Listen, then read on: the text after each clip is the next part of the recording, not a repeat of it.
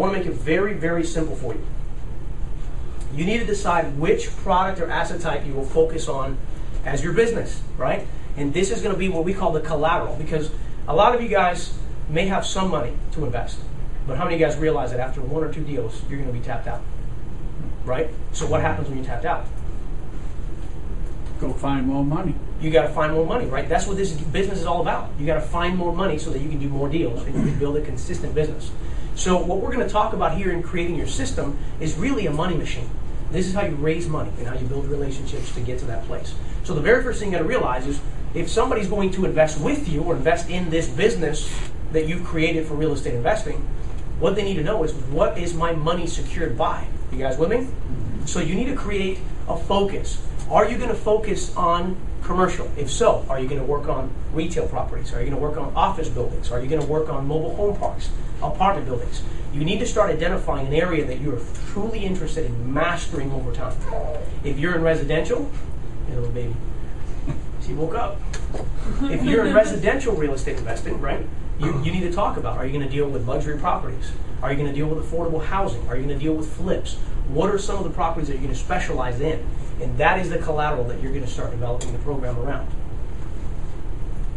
All right, one of the things I need to start thinking about is when you start connecting with new investors or more investors, and you start working on your program, and you start bringing them into the fold, if you will, one of the things you need to identify is, are you going to offer investors a debt product that's secured by the real estate property? There's a big difference between equity and debt. So what I mean by that is, as you start developing your program, the very first question you need to start asking yourself, what am I willing to pay an investor to do business with me? So there are many guys out there right now, in fact, we know a guy named Greg Cohen, that one of his programs that he offers in his flip business is he will offer a loan product to his investors at a 12% annual return. And it is constantly secured by a property. So anytime the money's out, it's tied to a specific property. He's got its own matrix of loan to value, which we'll talk about in a minute, but he pays a 12%. Who keeps the rest of the profits after he's done? He does. He does, right? Because he put all the work. So that is what we call a debt instrument. Now, there are pros and cons to that, so you need to consider that. When you deal with debt, that means that is a constant payment that you will have to make. So when you make an investment decision long term, be thinking about the fact that, are you willing or able to cover the debt service that is going to be needed to maintain this investor's return? You guys with me? Because if you don't perform, what happens when you're in debt here and the collateral is real estate? They'll pay.